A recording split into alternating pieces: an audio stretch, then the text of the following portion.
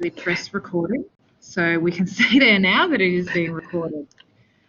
We will make this available on both the WILNZ and ACEN websites. Given that we have a lot of attendees today, we would love for you to put into the chat where you're from, your name and your university and where you're from. However, we do ask that you turn off your videos. Both myself and Andy will turn off our videos and our microphones while Christina is talking, which will hopefully assist with the bandwidth and quality of today's session. I am about to hand over formally to Christina. However, I would just like to promote a couple of upcoming events that everyone is more than welcome to attend. I will also put the links in the chat. So we have next week on Friday, the 7th of August, our ACEN Critical Conversations on project-based will. So please do come along. That will be a well-attended event, and I'm sure some great discussions will come out of that. And then Friday the 28th of August, our ACEN Research Conversations for HDR and ECR researchers. So anyone new to researching in will is invited to come, network and share interests in will. And of course, this invitation extends across to our WILNZ colleagues, most definitely. So I will pop those in the chat, but Christina, I am handing over to you. Thank you. Great, thank you so much, Erin. Tēnā koutou, tēnā koutou, tēnā koutou katoa.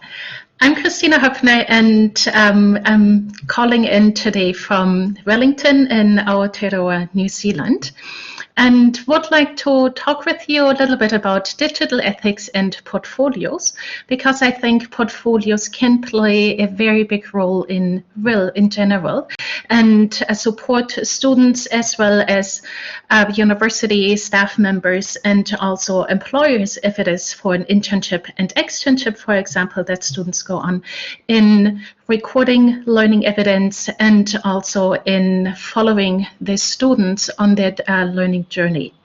And that's why we are having this webinar today, so that I can give you a little bit of an overview of portfolios in general, but in particular also then using examples from Mahara to show you how digital ethics can be implemented in a portfolio platform in order to keep students as well as everybody else who is using the platform secure and safe, and also acknowledge all the artifacts that are being placed in there and where they are coming from. And we'll look at those principles very shortly. As Erin mentioned, I'm happy to take questions during the presentation itself, or repeat something if you have problems hearing. I'll also be monitoring the chat, but we'll also have time at the end of the session in order to go back to any questions that I might have missed.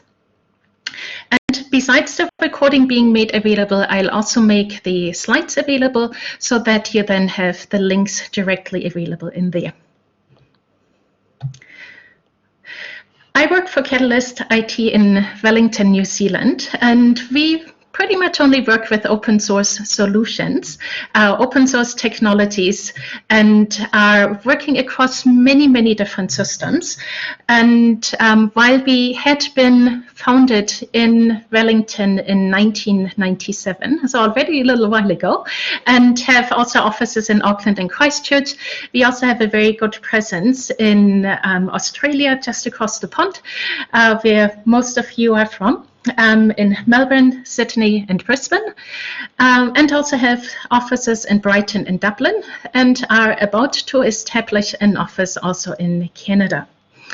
While we work with lots and lots of different open source technologies for learning management systems, library management systems, but also bespoke applications, my focus today is going to be on Mahara.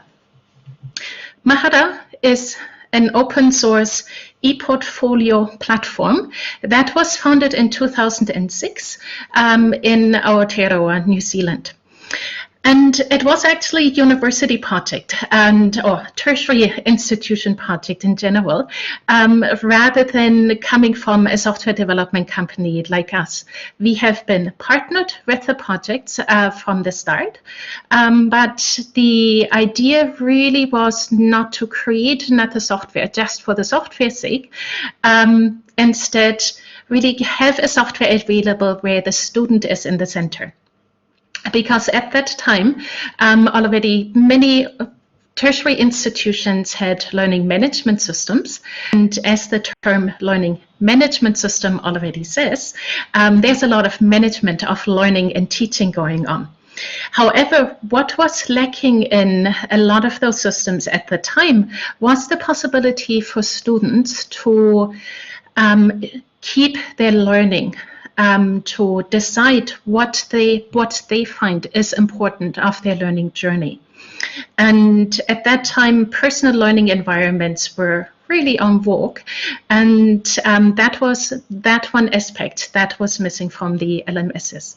And therefore, Mahara was founded to be a complementary platform to learning management systems, where their focus was really on the learners, because lecturers or tutors did not automatically then have access to portfolios, but a student needs to invite them in. The students also decide what of their learning they want to keep, be that from formal learning or informal learning processes, and also with whom they want to share that. So very early on already, privacy was a very important aspect in Mahara, and who had access to what content, and also what could be shared and how it could be shared. Over the years, of course, we've developed the platform further to keep it versatile and make it even more versatile to be used in many different platform spaces, and not platform spaces, but educational contexts, and so that we can now use it for showcase portfolios and presentation portfolios where really the best skills are displayed and the best evidence of learning, to developmental and process-oriented portfolios where students showcase how they go from A to B and what they have been learning through that time, as well as assessment portfolios, so that at the end students may get a grade. And hopefully these types of portfolios already give you a little bit of an idea of how portfolios in general could be used for WIL. Because showcasing skills and competencies is oftentimes an important aspect of work-integrated learning, I find, as is showing the development over time, say during the course of an internship, and then also, in some cases, maybe have an assessment at the end of it. And while there are a lot of different portfolio reasons for keeping portfolios out there, for me it comes down to a very concise definition on folio thinking, which explains very nicely how a portfolio differs from anything else that students might be doing, like blogging or just collecting their learning evidence. And that definition here from Wikisutta is based on work in particular by Helen Chen. She's a portfolio researcher at Stanford University.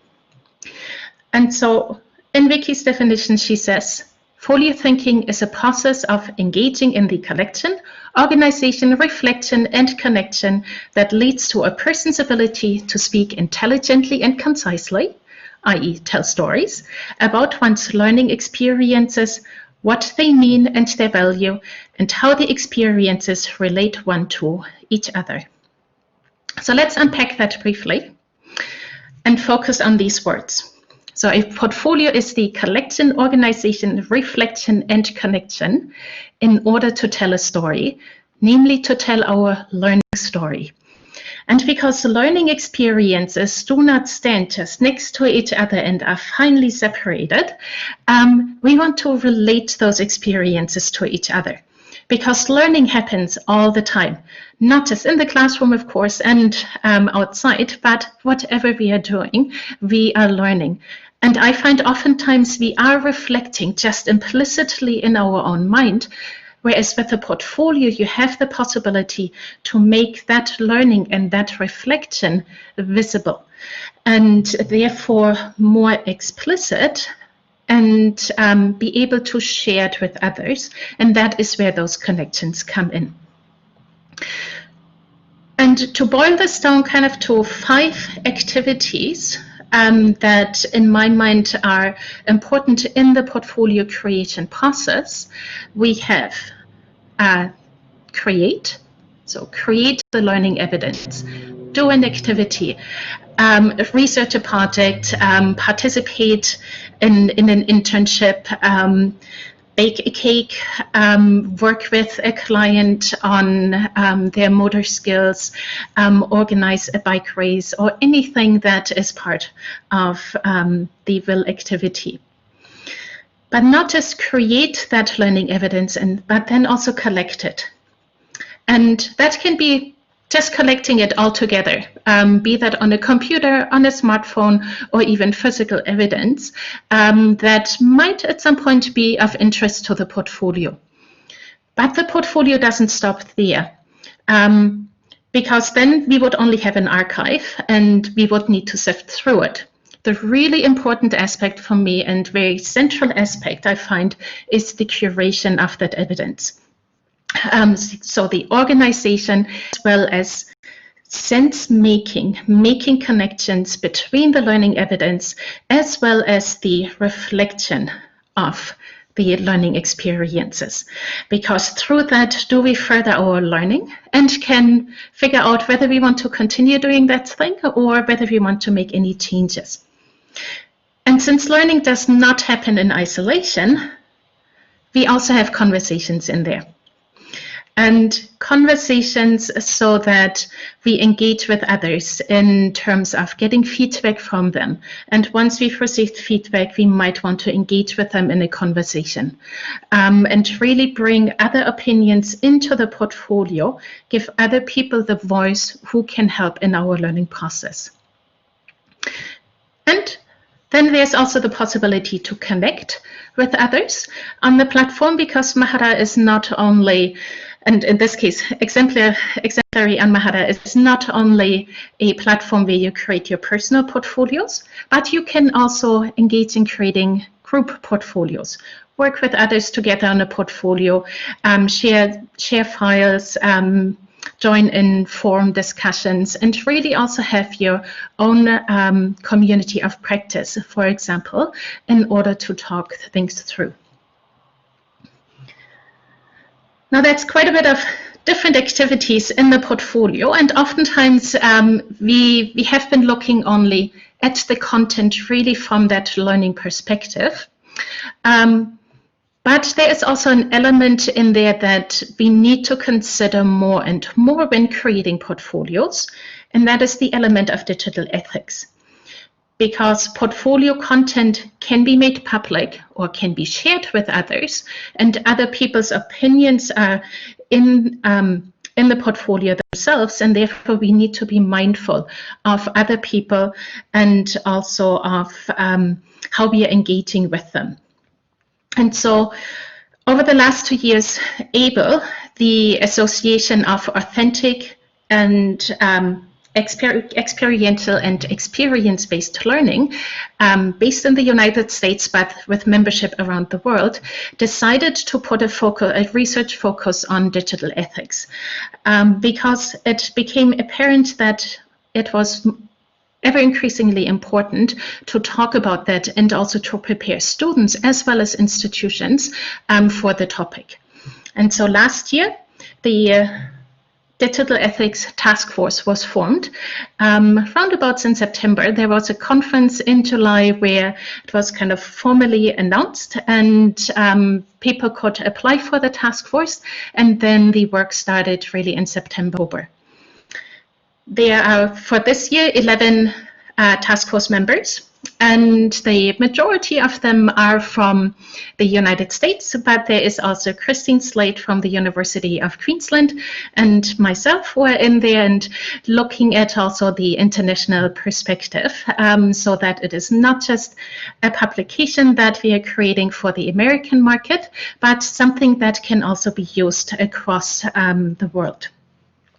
And so what we had been looking into over the last few months is principles for digital ethics. And there, of course, are tons of stuff that could fall into that. And so we actually had to confine ourselves to about a third of the area that we wanted to cover, and came up with 10 principles in this year one. There will be a follow-on year, starting again in September, where other people can also join the task force. And so the principles that we came up with, and when you receive the slides, you can click on that image in order to go to the publication itself. And if we have time, I'll show it to you a little bit as well. So the 10 principles that we have are very much focused still on kind of platforms as well as general awareness, general items, and that's why we know there are still other things that we might want to look into in the future, especially also things coming out of COVID and new foci that need to be taken into consideration. And so 10 principles for this year are support, promoting of awareness, practicing, respecting author rights and reuse permissions, access to technology, privacy, content storage, cross-platform compatibility, accessibility, and also consent for data usage. And so these 10 principles are all structured in the same way, namely that we have a summary, very briefly stating what it is about, then slightly longer statement in the abstract, strategies that can be employed either by students, faculty members, institutions in general, or also portfolio platform creators, scenarios, illustrating some of the good practice that would be expected for this principle, and then resources. And we created a whole bunch of resources, or linked to a number of resources, and wrote scenarios that fit the principles, and other people are definitely invited to also contribute. Before I actually continue, I will share very briefly with you the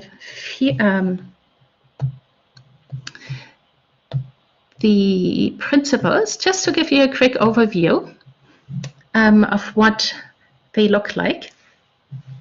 And so we'll also pop the link into the chat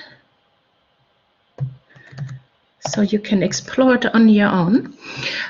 So the principle is pretty much a very long text, but it can be explored nicely in chunks. So you can go and click on one principle itself, and then taking to that page, have the principle, the summary, the abstract, then also the strategies, and scenarios, student scenario, teacher scenario, institution scenario, and also resources at the end. And there's also links to the other elements in the field, in the digital ethics principles document, so that you can jump to different parts yourself. Now, the nice thing about the platform that we are using here, which is Scalar, is that you can also have visualizations in order to have different entry points into the document. And so in this case here, that is the path representation, and there you can see all the principles themselves and explore them by going more deeply into it, and then you can directly click on what is interesting you. And that is a nice way to to either see all the principles on one page, all the scenarios, or also all the glossary entries, rather than only having a linear text. And we are expecting to expand this document or this platform here more over time in order to add more resources, add links to them, and then also add further principles as they're being developed. The platform is already available right now for you to explore if you like. Now, we've kind of briefly looked at the principles, and that we have a number of them already developed during that first year. And I'd very much like to give you a quick overview over how summer principles could look like in action, and what platforms that provide ePortfolio capabilities can do in order to follow those principles, and in order also to implement them, make sure that they are being followed and that students' privacy is taken care of, as well as also accessibility and so on. And so to start with, kind of when you get into the platform itself, in Mahara we have cross-platform compatibility, because you can view it on a desktop device, on a tablet, as well as on a mobile screen, without losing any functionality that is important to look into. One very central principle is also, and it took quite a time actually to come up with these concise 10 principles, and we've merged things into from a much larger list of principles, is of course privacy. And that can be exhibited in a lot of different ways. And even if you're not using Mahara or have never heard about it, think back to platforms that you're using and see how privacy is implemented there. Do you have the possibilities to decide with whom you want to share something? Do you, or can you see with whom you have shared learning evidence, or also other aspects of your portfolio or your work? Can you restrict that access? And Mahara, we can do so, because every portfolio creator decides whether they want to share it with one particular person, another person, with a group of people, everybody who has access to the platform, or the general public. And that is crucial, because a portfolio is not always exactly one thing, but there are many different reasons why people create portfolios, and therefore it should be left up to the student to decide with whom they want to share. Very related to that is, of course, also content storage, especially in times where some people sell content and then suddenly it is found elsewhere. It is vitally important, especially with sensitive content, that students know, again, who has access to their content and how they can remove that access as well. And then for an institution to also know where the portfolio content is stored and who has access to it. And kind of going from that theme on is also the consent for data usage. Does the platform that you have allow you to decide on terms and conditions? Is data logged into the platform, or can it be exported? Does it respect the GDPR or similar privacy regulations? And is the content tracked, or do you have control over how much tracking is happening on the site? So if you're looking at readily available free sites that people can sign up for portfolio work, oftentimes they have advertisement. And if you look at how many connections there are outside of going out to advertising platforms, it can be quite horrifying. And that means also that content from students might be able to be visible to those advertisers. And is that really something that an organization wants?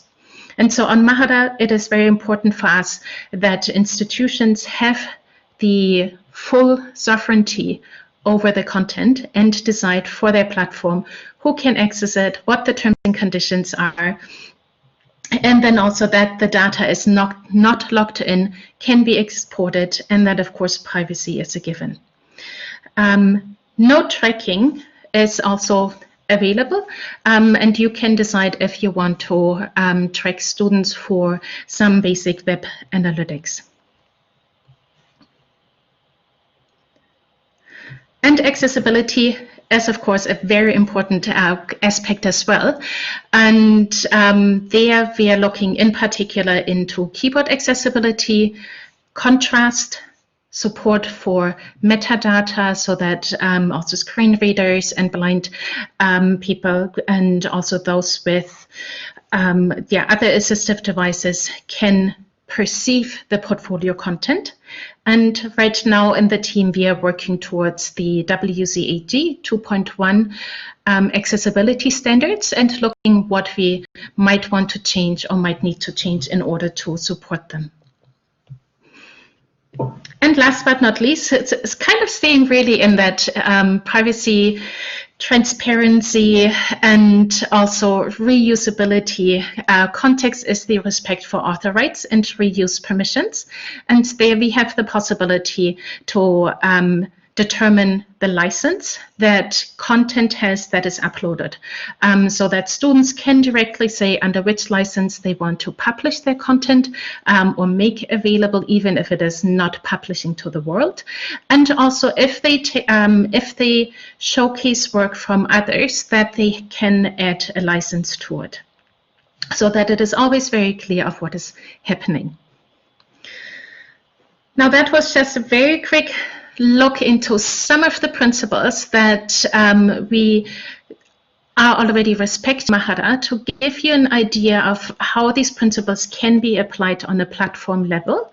And I encourage you to look at your own platforms and see how they are doing that. If you feel like there should be a change in there, or you'd like to talk with your provider and see if there is a need for making changes in order to make the platform more secure or more private for students to use, and therefore give them a chance to keep their content secure, as well as respect the digital rights of other people and follow digital ethics principles. And so altogether, I find there's a lot of sense making involved, and taking closer look at the current practices at an institution in order to find out, well, is there something that we want to look into? Is there something that we can take from those principles that would be really useful for our organization to focus on? And of course, not all the principles focus on the technology. There's also a number of other principles that really look into working more on the pedagogical side, namely the support for portfolio work, then also looking into universal design contexts, and also in the future, hopefully going more into inclusivity as well, and diversity, and bringing some of those principles in. Right now, they have been kind of slightly mentioned, but not yet to the extent that they deserve, because at some point we needed to make a decision on what we were going to look at for the first year of the task force, and then therefore focused on the set of principles that we have come up with at the moment. And so I'd really invite you to look at all those principles and see how they can apply in your context, and also if you have any questions for them. Because while we try to write for an international audience, it can sometimes be quite tricky, because in particular between the countries, there are just different terminologies that are being used. So if there's something where you feel like there's more explanation needed, or another glossary entry for that matter should be introduced, then please do get in touch.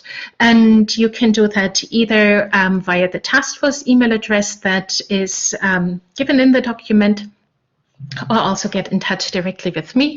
Or if you have any questions for the content of the presentation, then I'm also happy to answer questions. And that can be via email or can also be now directly in the session. That's great. Thank you so much, Christina. I'm looking forward to going in and having a look at those principles and being able to dive a bit deeper there. I do want to be able to open questions to everyone. Andy, did you have some comments at all? No, I really want to say a big thank you to Christina. I guess for many of us, we're encouraging e-portfolios or evidence-based portfolios for our students, and this is a great platform which has obviously been developed and created over a number of years and added to. So no, thank you, Christina, for sharing the work that you've been doing over a number of years. And Christina's also had a number of inputs to our WILNZ conference over the years, so it's nice to hear from a friend. Thank you, Andy. Tom, I see your question, and you're raising a really, really valid one. So you say Principle 5 says e-portfolio software should be accessible with institutional devices, and that is not much use for students unable to access a campus. More important is that the tool doesn't require high-speed broadband. And I fully agree with you.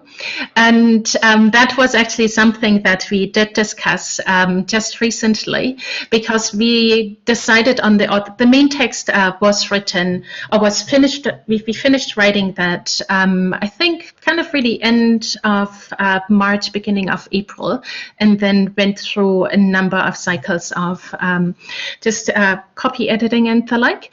And at that time, while COVID had already been happening, the focus was still very much on not having all these online webinars, but still having physical access on campus. I have to remember it's especially from an American audience coming. And there was the discussion, well, should we add another principle? Should we revise our principles right now in order to take the new situation into consideration? And we decided to not make too many changes at the moment, and I'm certain that there will be a number of adjustments or new principles being looked at as part of the pandemic. And the sentence can also be read slightly differently, namely that it also needs to be accessible from devices on campus and not just relying on personal devices, because we can't expect that students all have their own equipment and have laptops or tablets and mobile phones available, but that they need to have the chance and need to have the possibility also create their portfolios on campus. So it is kind of a little bit ambiguously written there, and can therefore mean a couple of different things. And yes, internet broadband is definitely an important aspect, as well, as we have seen over the last few months, that it should not require that, but that people can also work with lesser capabilities on their broadband.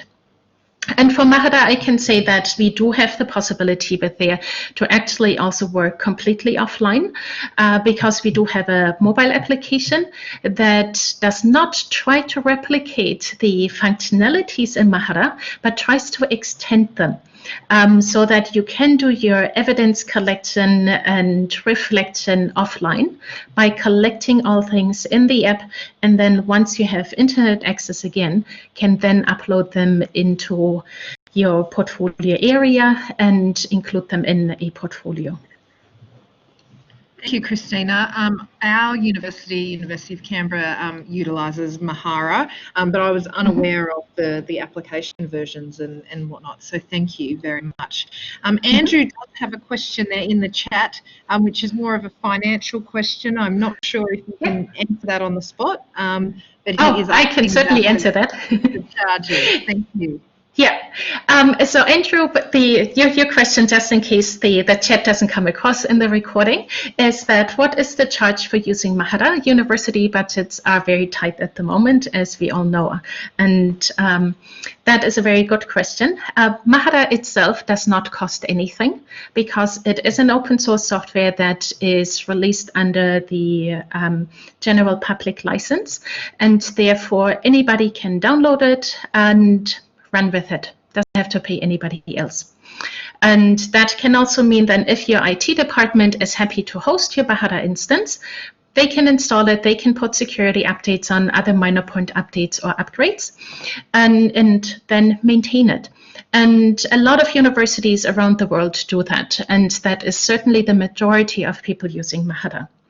However, if you do not have those capabilities, those technical capabilities at your institution, then you can work with a Mahara partner, such as us, and have it professionally hosted and also maintained so that you don't have to worry about any of the technical capabilities and can focus on your portfolio implementation strategies and working with your students and staff, and we can certainly also support you with that and give advice. Thank you. That's fabulous, and I'm sure that helps a lot of other people that might have had that question as well. I'd like to invite anyone, if they wanted to put their hand up or unmute their microphone, if you wanted to say a comment or have a question for Christina.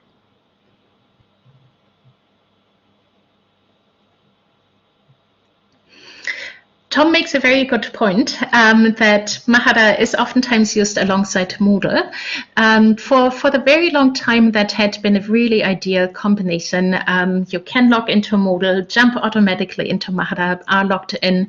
There's also a plugin available that allows you to assess Mahara portfolios from within Moodle.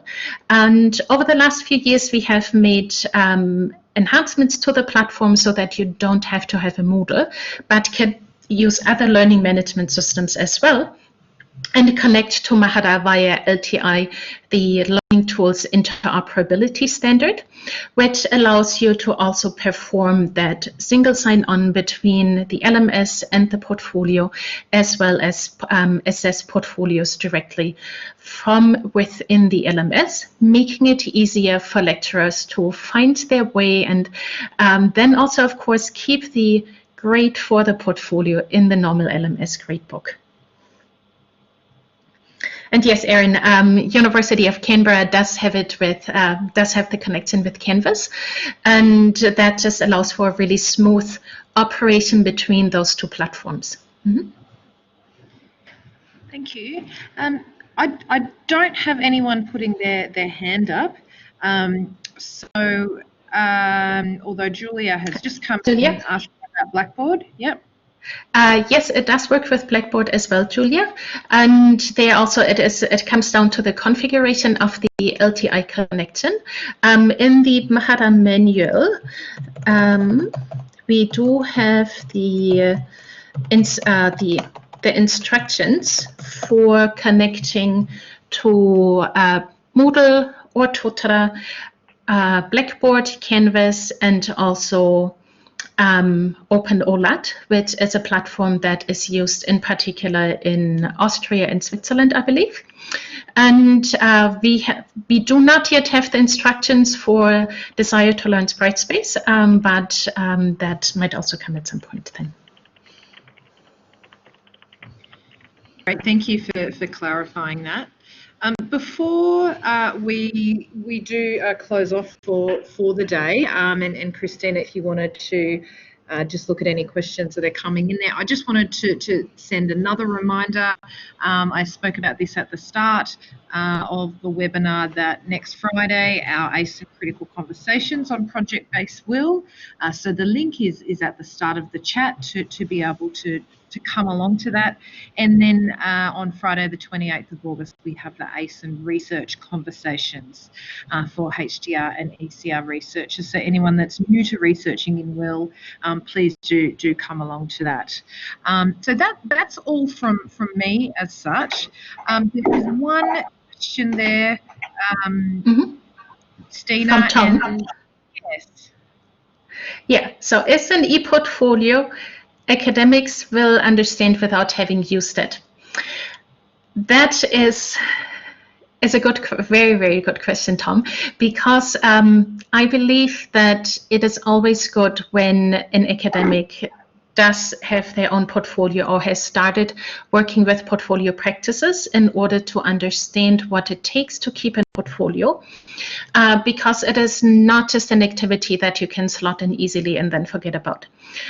Portfolio pedagogy, in my mind, does require a shift in thinking of what sort of activities are given to students, and make them more holistic and not focus on just individual tasks, but because we are looking at reflections of learning events and we are looking at connecting between learning evidence, between learning experiences, it comes pretty much naturally that it is more project-related work, or that students really need to think on their own rather than just go and take a quiz or do a quick assignment, and that it is oftentimes also not just once at the end of the semester, but kind of spaced out throughout the semester. So that there can be portfolio tasks either once a week, every other week, integrated with other activities, reflecting on activities the students have done and the like. And that does require quite a bit of rethinking. And therefore, I think it does help if academics have gone through that process themselves, have experienced it, because then they will also know what it takes to reflect on a very regular basis. Of course, it is not a prerequisite to work with portfolios, but I think it is oftentimes a very good basis. Yes, it's Tom here. Is the audio working? Yes, it is, Tom. Oh, good. I'm using the telephone because my internet connection doesn't work with this video conference software well enough. I just relayed an experience where we had 9 tutors sitting around discussing how we were going to mark the Mahara e-portfolios for the project students at ANU. But there were only 2 of us who had ever actually used an e-portfolio as a student, and even there it was still hard to grasp for the others to understand how this was not like a normal assignment, and that business of being something the student had to work on. And the students had very, very great difficulty in coming to terms with the whole process. So it helped to have the tool, but that was really the tiny part of the problem. Yeah, the tool is just one part of the equation, and in particular with portfolios, I find it is looking at the pedagogical side of things, and that is where Kathy's comment is coming in really well, because she had worked with instructional educational developers, and who helped shape the paper and the activities within, assisting her, and that is where we can see that support is incredibly important for implementing portfolios. I don't want to make it out like saying that it is a lot more process that is involved. At the first time or second time, it most likely is quite a bit of more work, because everything is new. It is not just the platform that is new, but also rethinking the activities and really looking at the pedagogical concept of what you want to achieve and making that shift in the pedagogy more than anything else. And whether you then use an electronic portfolio of one sort or another, in a way doesn't really matter so much, because you still need all the underlying pedagogical ideas and scaffold student learning, give them some prompts at hand, especially in the beginning when they might not be used to or very comfortable reflecting or giving each other feedback. That does take time to develop.